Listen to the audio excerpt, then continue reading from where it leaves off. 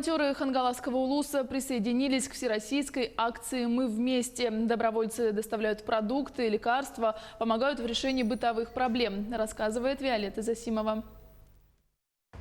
Волонтерский штаб акции взаимопомощи «Мы вместе» в Хангаласском улусе начал свою работу 24 марта. На сегодняшний день 93 человека на добровольной основе помогают землякам, которым в период эпидемии коронавируса по определенным причинам предписано не покидать пределы своего жилища. На сегодняшний день волонтеры, оказывающие помощь пожилым гражданам и маломобильным, есть в каждом поселении Хангаласского улуса, во всех 18 муниципальных образованиях. В Покровске насчитывается 16 волонтеров. Все они разделены по микрорайонам города.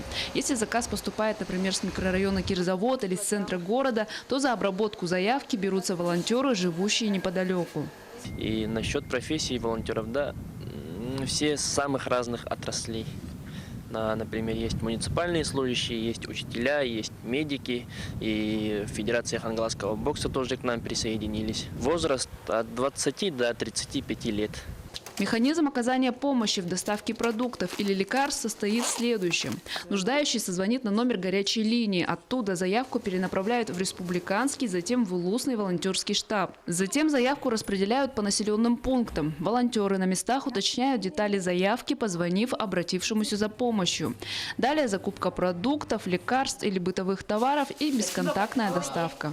Заказали мы продукты первой необходимости. И к обеду они привезли. Волонтеры молодые, очень вежливые, доброжелательные. Очень довольна работами волонтеров. Это я уже второй раз заказываю. И призываем возрастное население воспользоваться услугами волонтеров. В Махсагалохе зарегистрировано 10 действующих волонтеров и 15 значатся в запасе. Помимо заявок от жителей поселка, волонтеры также выполняют заявки постояльцев социального общежития. За раз оттуда поступает до 10-15 заявок. Забавный факт. Пожилые жители поселка, находящиеся на самоизоляции, при помощи волонтеров умудряются поздравлять друг друга с днем рождения, пересылая через них открытки.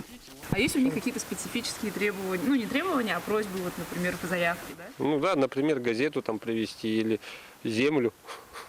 А что это было? Для рассады. Для рассады? Да. Ага. Тоже такие бывают заявки. На сегодняшний день волонтерами улуса обработано 234 заявки, и эта цифра растет изо дня в день. Стать волонтером акции «Мы вместе» просто. Во-первых, определиться, подходите ли вы под требуемые критерии. Возраст от 18 до 50 лет, хорошее самочувствие, без признаков ОРВИ и высокой температуры, а также без хронических заболеваний дыхательной системы.